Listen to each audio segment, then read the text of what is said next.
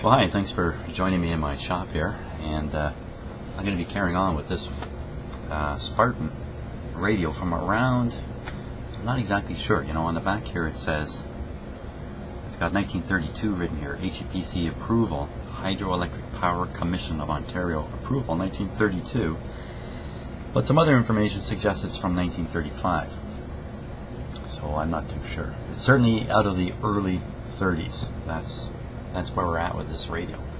And the technological advances between the late 20s and the early 30s was quite significant. So these are much more modern sort of radios than the earlier vintage in the 20s. And just some of the characteristics are the multi-gain capacitor there. You can see that's probably one of the big telltale signs that this is a more modern radio, and just a general look at it. Now, what are we going to do with it? That's a good question. One of the things I want to do with this radio is preserve it as much as possible. I want to get in here and go willy-nilly changing parts here and there and everywhere. I mean, that may lead to a nicely working radio, but it also will lead to a radio that's been substantially altered. So it's really a question of will it work or will it not. Okay, just trying to make sure that it's nice and steady and the tubes are not being, it's not leaning on some tubes. So, well, the next easy step is to change the power cord. So I think that's what we're going to do. I got another cord here and we're going to change it down to here. It won't take long at all. While I'm doing that, we can think about what else we should do here as we head towards operating this set. One option is pull all the tubes out and test them.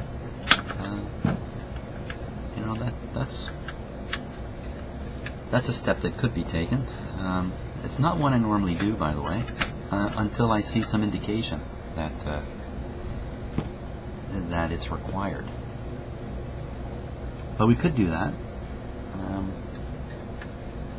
Another one is one I'm more inclined to try next, which is to energize the set using my controlled high voltage power supply and apply voltage to the B+ circuitry and see what kind of leakage current is drawn. I find this to be a really important test because it will reveal if there's a shorted capacitor.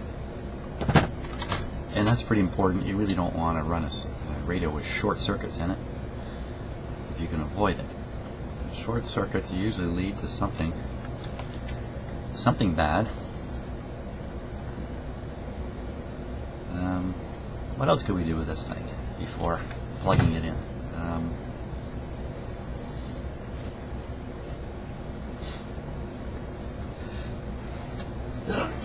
Oh, excuse me.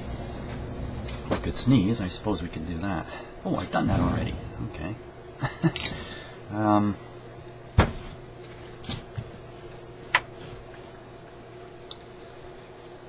not so sure. I mean, we can poke around, we can read all the resistors, we can do all that kind of stuff, but I mean, I think it'd be maybe the thing to do is we'll run the high voltage DC test. See what the results of that are. If they look good, then energizing this thing might make sense as long as we do it in a controlled way.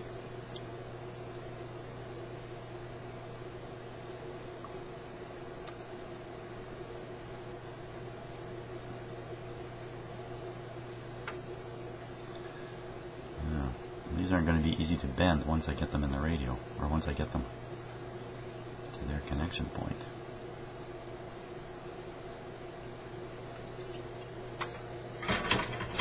I think I got a little too much bare wire there. Let's see.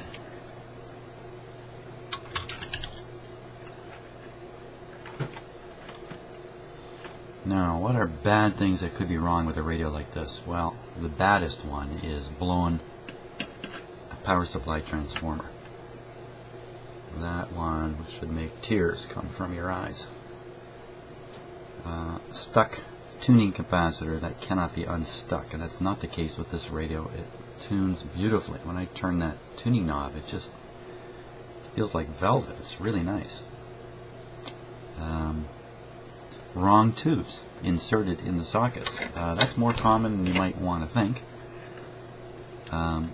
Probably comes from people pulling all the tubes out and then, don't know which one went where when they put them back. Probably not the case with this one. In fact, it isn't the case with this one. I've already compared the tubes with the schematic information that I have on the radio.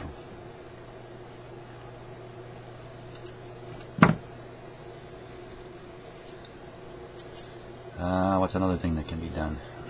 Well, if you watched a couple of radios ago, somebody could have miswired this thing. Now, that's very unlikely. By that I mean someone's done some work, and in the course of doing the work they've made mistakes, and those mistakes are still present in the radio. That's not very likely. Most of the people who have worked on these radios know what they're doing, or know enough of what they're doing.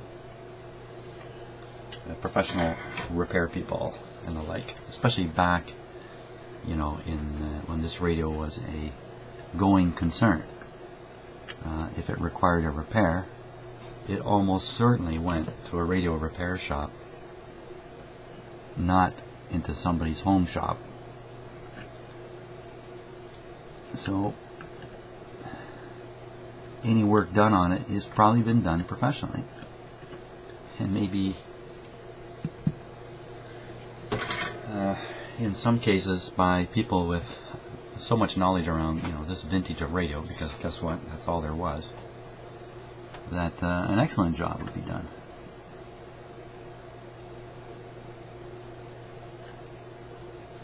So although I did find that problem of something being miswired in radio I recently worked on, it's not something I go looking for, that's for sure.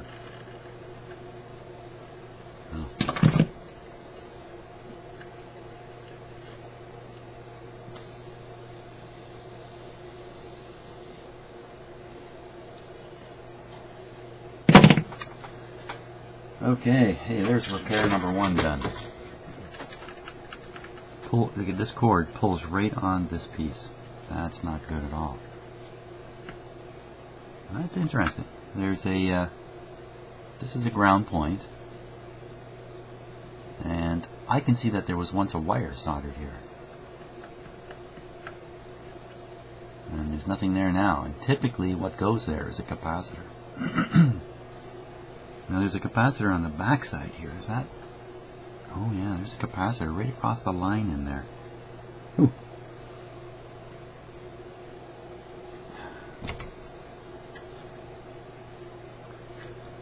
Oh, interesting. You look. Take a closer look. It's not across the line.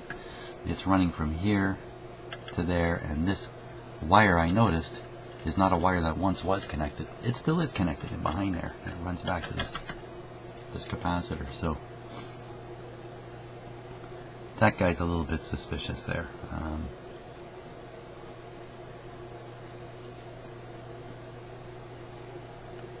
Then there's a pretty ugly looking one right in behind there. So I have the distinct feeling we're going to be replacing quite a few capacitors in this radio. I see a few of them in very difficult to get places. There's one way down here. Ay, ay, ay. So, well, let's do this stupid test. We'll do a stupid test, and that is we'll put the ohm meter right across the plug. That's the only thing this would prove to us is if there's an absolute dead hard short on it. And, I have other ways of protecting the radio and that from such an event. Ooh. The event being plugging in a radio with a dead short in it.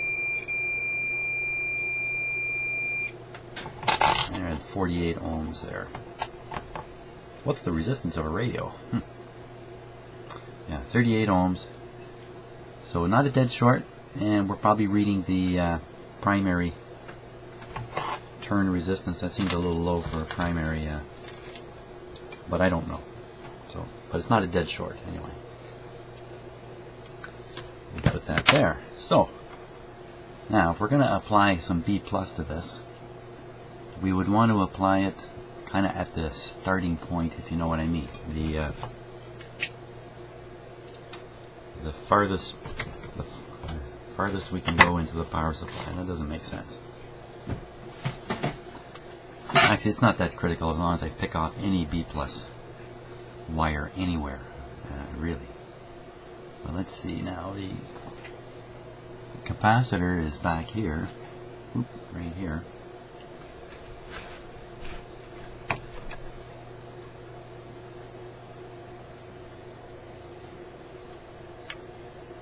Lots of stiff wires in here. Oh boy, this is really,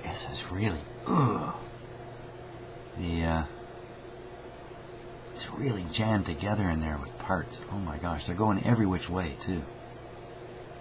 Phooey on that. Well, this looks like a single terminal capacitor, and the terminal's right in the center, and this has to be it. There's one wire coming from the power supply, and another wire heading off, it looks like straight to the rectifier tube. That's what I'm seeing there. So I'm pretty sure that's our high voltage point. And I don't want to get this wrong. If I hook up to the wrong point and start jamming 100 volts into it, that might not be so good.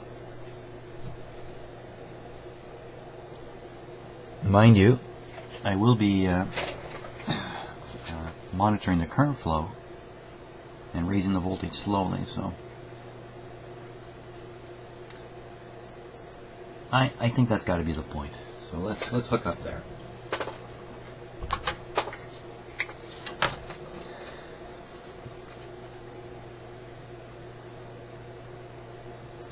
Now,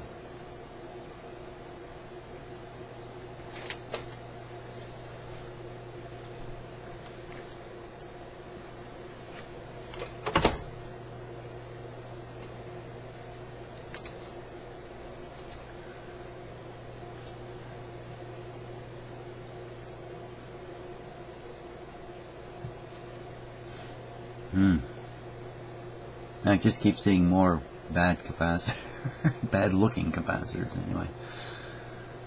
Ay.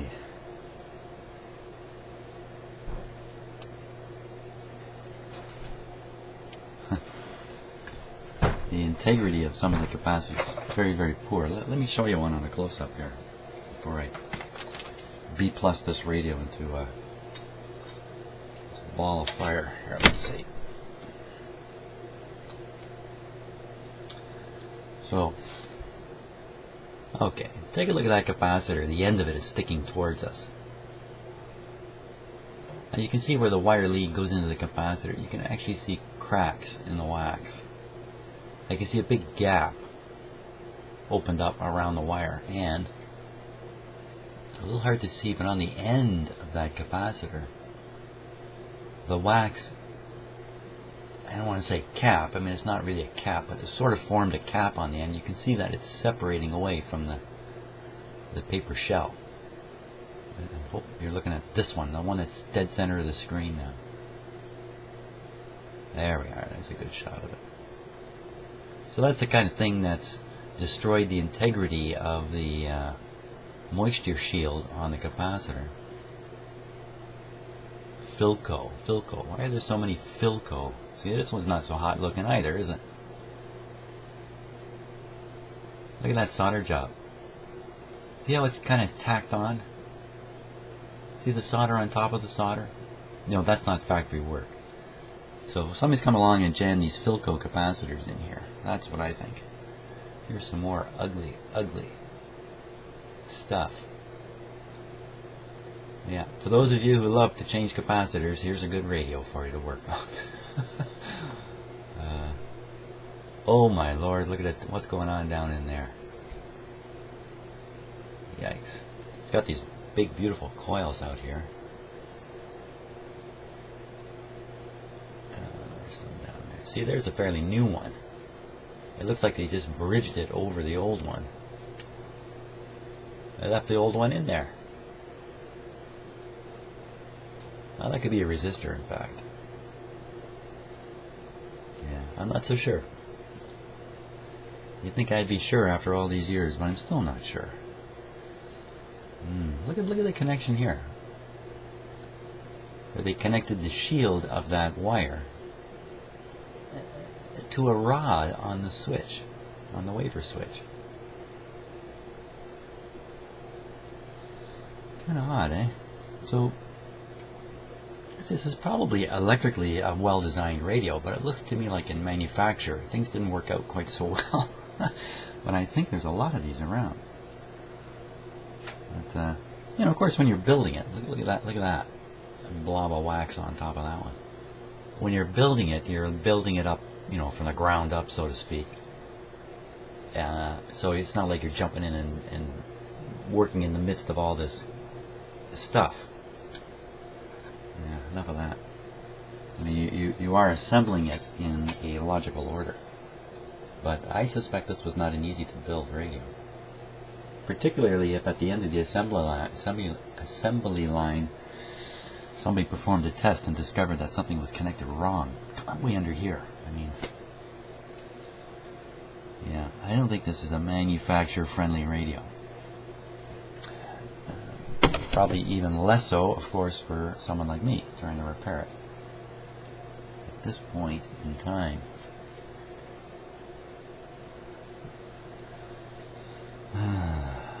okay, let's do the B+ thing.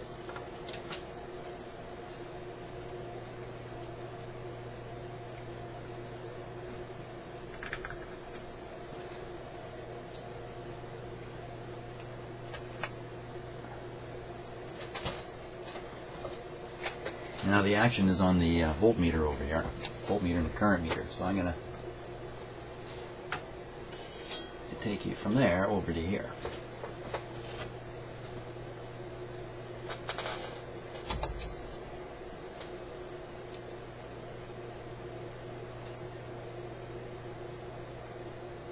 Okay, so meter on the left is the voltmeter, meter on the right is the current meter.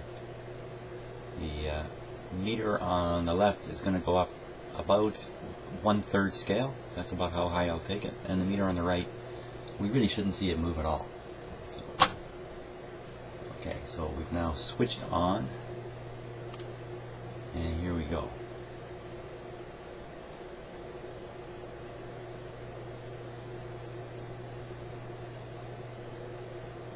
Oh, see the current? Let's see, the current jumped up and fell back. That's good. That's okay. Up and back.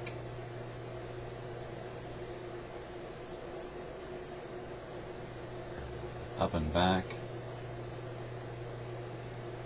Way up and back.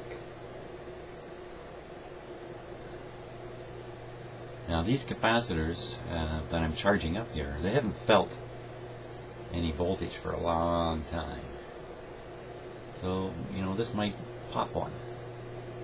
Hope not. Okay, so our voltage is around 75 volts now. Current leakage is minimal. Take it up a little higher. A little higher yet. Looks like we can see, oh, the current leakage is just falling way back. We might have 0.5 milliamp. It's falling still. So actually this radio is showing very good behavior, believe it or not, with all those junk capacitors in there, in terms of sustaining B+. So we're about 100 volts now, probably a little higher. We'll just let it soak in there for a while. Okay, while it's doing that,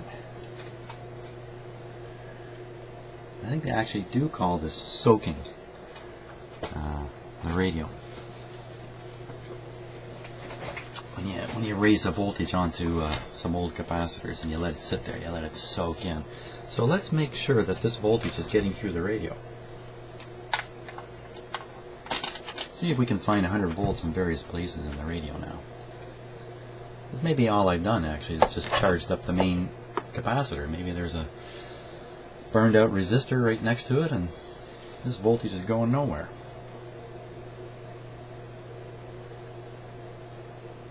Let's find out.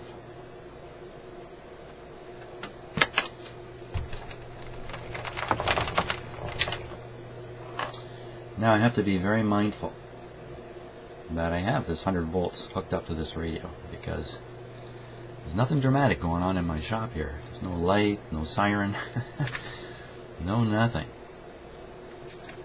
So it would be, put it here, pretty easy to forget.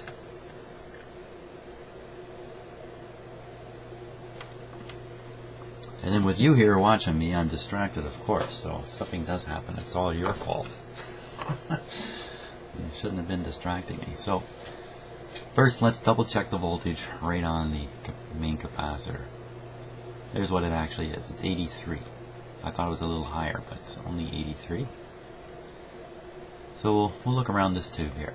We should find 83 somewhere, or something like, maybe not 83, but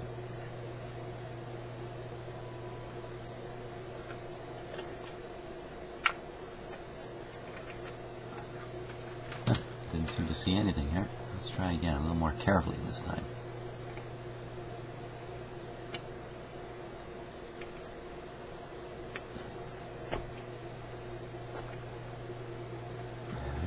See how I have my hand on the top of the radio here? And my finger came out and I started steadying myself on here. Oh, I have to put rubber gloves on if I'm not gonna keep my head to my... Nothing. Okay. What tube was that? No, it's just one of the RF or IF tubes. We gotta find me some voltage here. And I gotta find me a tube socket. Look, that's the only one you can see. The rest are so buried in this thing. All of them. They're all buried under here. Holy smokes. Maybe I can get at this one. Oh, I can see that it looks like this capacitor is a replacement.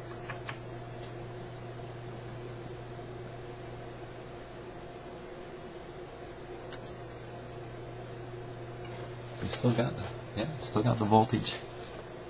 The current leakage has dropped right to 0. So this is telling me I can turn this set on and not worry about blowing the main power transformer because there's a short circuit in the B plus supply, the main capacitor or something like that. I have other ways to prevent blowing that blowing the power transformer, as you know. Holy smokes.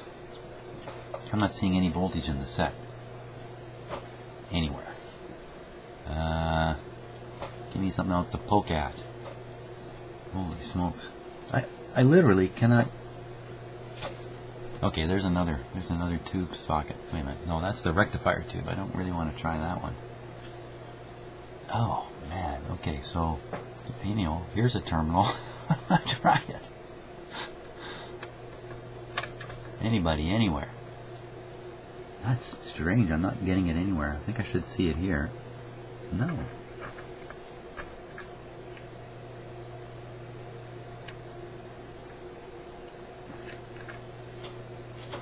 Wow.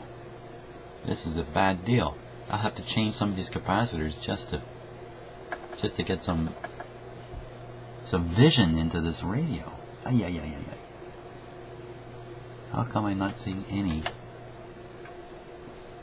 Come on, somebody show me some voltage here.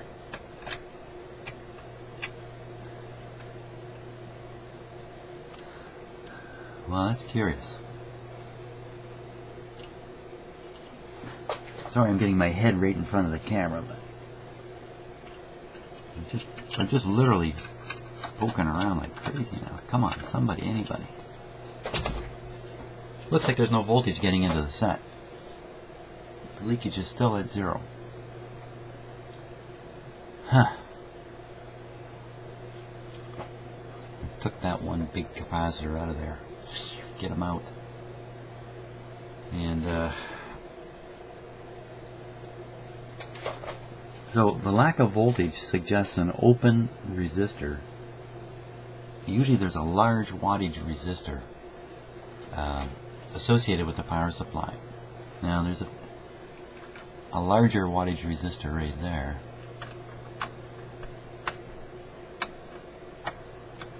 Nothing on it. There's a small resistor here.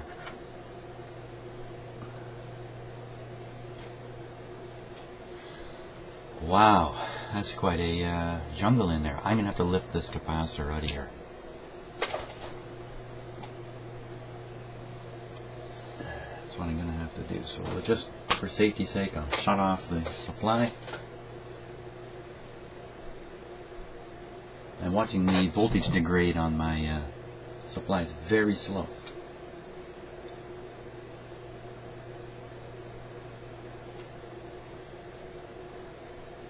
So I think that's a very good capacitor. Contrary to what everyone might think, you know, that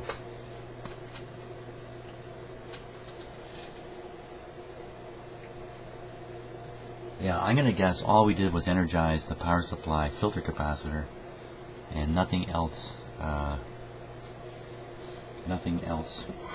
got a taste of voltage in there.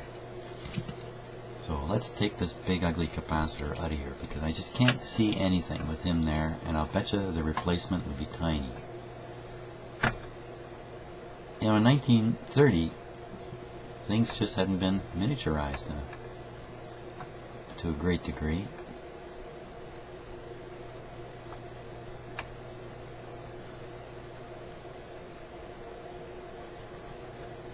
Come on, there we go.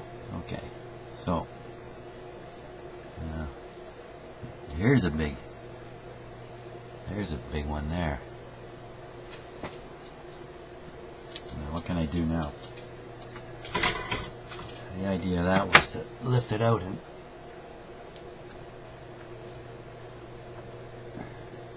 wow.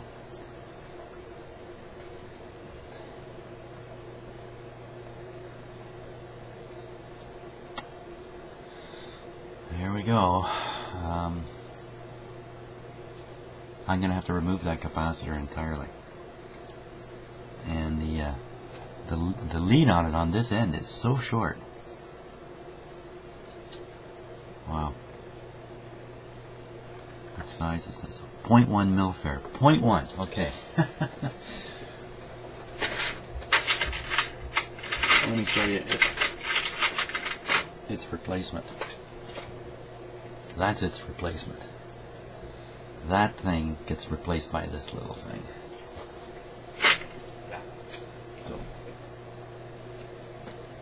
So let's just cut that out and see what we got here.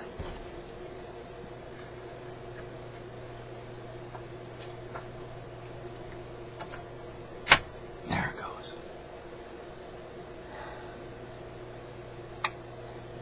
Voila! We can see a whole bunch more radio now.